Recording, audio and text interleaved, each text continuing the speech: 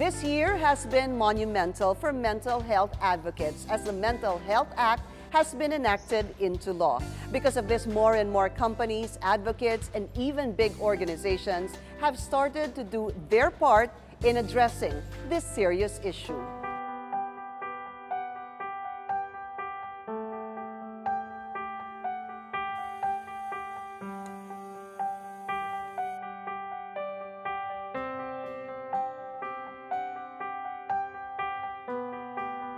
May stigma pa rin. Malakas pa rin yung stigma. Pag may mental health problem ka is dapat kang katakutan. Kasi baliw ka. May nakikita kang hindi nakikita ng ibang tao. May naririnig kang hindi naririnig ng ibang tao. Pwede kang manakit. Pero not all people are like that. Napakadami pa rin ng high-functioning people with mental illnesses. Mental illness is defined as a disease that causes mild to severe disturbances in one's thought and behavior, resulting in an inability to cope with life's ordinary demands and routines. Unlike other major diseases, those who have bouts with mental health disorder are choosing to stay quiet, even to the point of denial, due to the fear of social stigma. Becomes a problem and a disorder kung sumusobra din. So excessive expression or duration na nga, it leads to yung clinical depression na wala ka ng gana, lahat feeling mo palpak na sa buhay, then yun na nga, wala ka ng energy. Halos gusto mo nalang magpakamatay kesa sa i-injure mo pa yon. It's never an option, but it's an escape. There are more than 200 classified forms of mental illness. Depression, anxiety disorder, and schizophrenia are just a few examples. Each disorder varies in its severity. Such with the case of 22-year-old Imari Cristia Pascua. Yung akin, bipolar disorder 1 with psychosis. Ang tawag sa kanya is manic depressive disorder. Nalaman ko siya 3 years ago, 2015, nasa school ako. Parang, nung time na yun, hinimatay ako. Series of himatay. Tapos, they decided na to bring me sa ER. In-interview yung mother ko, tapos in-interview din ako. May nakikita ka bang hindi namin nakikita? May naririnig ka bang hindi namin naririnig? Imari had already experienced episodes of depression as early as high school. She even attempted to end her own life at such a young age, citing bullying from a schoolmate as one of her trigger points. Alam ko na I am sad inside.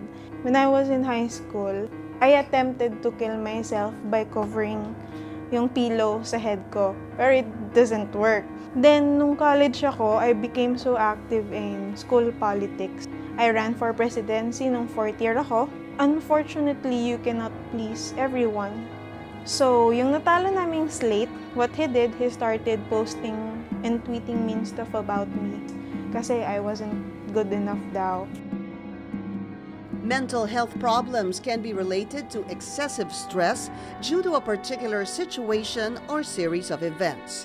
This illness may be caused by a lot of factors, such as reaction to environmental stresses, genetics, and biochemical imbalances.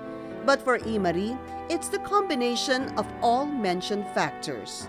As a manic depressive, Imari experiences and expresses her emotions either at an extreme high or extreme low.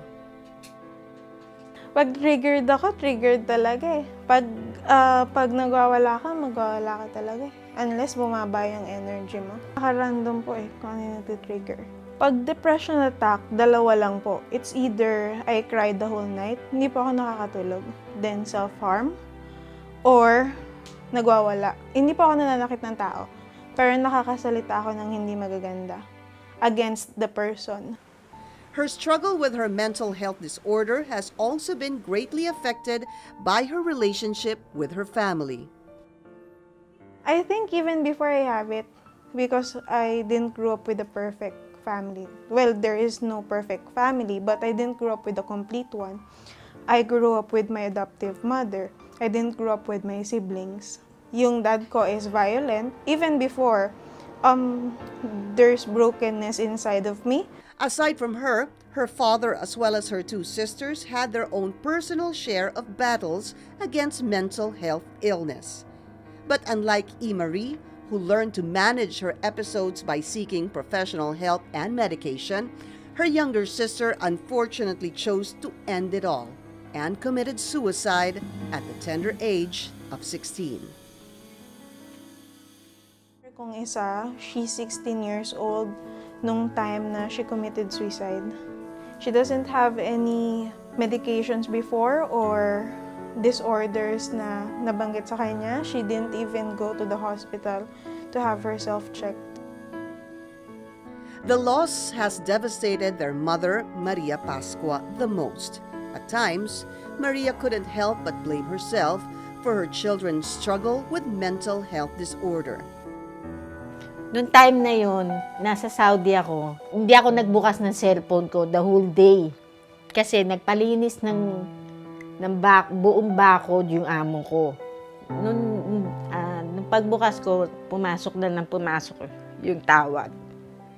Doon ko nalaman na may namatay sa anak ko. Hindi ko alam kung ano yung gagawin ko. Gabi-gabi hindi na ako natutulog. Ang hirap. Ang hirap ng mag-isa ka lang, malayo ka. Ganun yung mas mahirap yung pag-uwi mo at taul yung sasalubong sa'yo.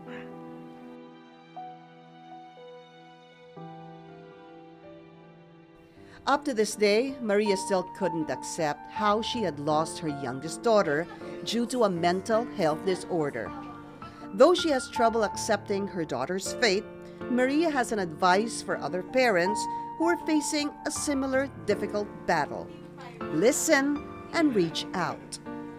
Bigyan niyo po ng pagmamahal yung anak niyo. Pakinggan, mag-usap, i-reach out kasi yun yung naging kulang sa akin. Just let the individual vent. So, yun naman ang number one sa mental health support. Listen and then guide them through. Not exactly tell them that you know how they feel. Pero you're there lang to listen. Big thing na yun. We want to promote mental happiness and wellness. Hopeline is a portal where people can call. It's the first line of defense.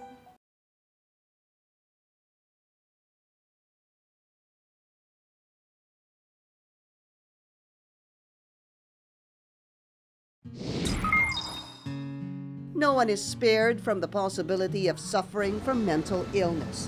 Mental illness can affect anyone, all ages and profession, even those who are well-off and prominent figures. Just like foreign celebrity chef Anthony Bourdain and designer Kate Spade, whose tragic deaths further sparked the movement of raising mental health awareness.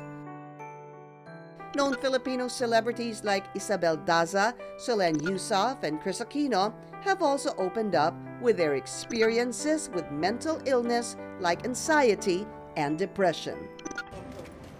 Their stories are widely known due to their fame and status, but a lot of those who suffer from mental health disorders are common, everyday people who choose to hide their condition in the dark due to fear of social stigma.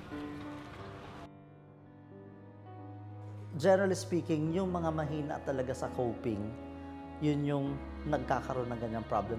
We go through life, we develop this by experience, but a lot of times, yun nga pag masyado mong, for example, kinop ko, pinamper, so they don't develop the necessary coping mechanisms. Sila yung mas bumibigay over trivial things, kumbaga. Despite the pressing nature of this problem, it was just last June 2018 that President Rodrigo Duterte signed Republic Act 11036, or the Philippine Mental Health Law, that aims to provide affordable and accessible mental health services for Filipinos. But long before the passage of the law, the Department of Health, in partnership with a non-profit organization and one of the country's largest telecommunications company, launched a 24/7 hotline called Hopeline. So ang Hope Line, ito po ay, this is a 24/7 emotional crisis and suicide prevention. Yung mga tao na nakakaranas po ng depression or kalungkutan, they can call through the Hope Line. In 2012 alone, the World Health Organization, or WHO, reported that there were 2,558 cases of Filipinos who died by suicide, or an average of 7 cases per day. Launched in 2016, Hope Line aims to prevent the occurrence of suicides, especially from those who suffer from mental illness in the country. From January to August, we have a total of 8,141 calls na sa Hope Line. Doon sa statistics ng Hope Line, ang age range na mataas po yung calls namin, ages from 15 to 39 years. 60% women and then 40% is men naman. Kapag nagpipick ang calls, umaabot kami hanggang nagto-2,000 kami. Responders from Hope Line are well-trained individuals whose area of expertise are in the behavioral sciences. These responders offer an open ear, explaining to the caller that suicide is not an option, that there are ways to deal with grief, loneliness, and helplessness, like seeking a doctor who can help manage the condition. Eliza, not her real name, and other Hope Line responders request not to show their real identity to avoid harassment to their privacy. Ang Hope Line is not a substitute for counseling sessions, mga ganun. So, hotline lang talaga ang Hope Line. Usually, we gather muna yung data information. At the end of our call, we see to it na mabigyan sila ng referrals based din sa concern nila. Meron tayong mga libreng counseling centers. We have list ng mga mental health professional from psychiatrists to counseling centers. Hope Line is a product of a partnership where all key players have their role to play to help with its campaign for mental health and fitness. Through the nonprofit organization, Natasha Goldburn Foundation, or NGF, Hope Line is further strengthened on its commitment thanks to the organization's dedication to bringing depression to light through the use of educational lectures, confidential crisis lines, and referrals to partner psychologists. We want to promote mental happiness and wellness. Hope Line is a portal where people can call. It's the first line of defense that a person can have, helping that person preserve his or her life if he has reached the edge where he has already thought of ending his life. So what Hope Line responders are trained to do is to encourage the callers to look for a real professional help. The NGF, with support from its partner telecommunications company, also holds an annual competition called Hope in 40 Seconds. Yung Hope in 40 Seconds, it's a video animation contest. Commercial siya na animation, cartoon.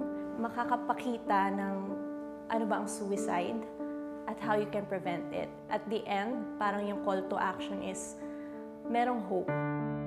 Aside from Hope Line, the partner telecommunications company has also launched its own 24/7 hotline platform to help more patients who not only suffer from mental health issues as well as other diseases. Consulta MD is a 24/7 health hotline manned by licensed Filipino doctors. So we cater to primary healthcare, one of which is provision of mental health first aid. Kagandahan sa Consulta MD is pag tinawagan mo yung hotline namin, diretsong doctor na ang makakausap nyo. So at least makaklarify yung mga primary concerns. Nakaka-receive kami ng mga concerns about mental health where may mga nagtatanong kung ano ba yung nararamdaman nila. And as doctors, ginaguide namin sila kung saan sila dapat mag-seek ng professional support face-to-face. There are still many Filipinos silently suffering from depression and other related mental illnesses. But those afflicted by this health problem should no longer hide in the dark. Sometimes all it takes is understanding, patience, and an open ear to make a difference in the fight against mental health illness. Even as simple as a phone call can save someone's life. I'm so happy na nabibigyan ng attention ngayon yung mental health. For those who are also suffering, take one day at a time. See, it's hard. It's a struggle, but it's also a process.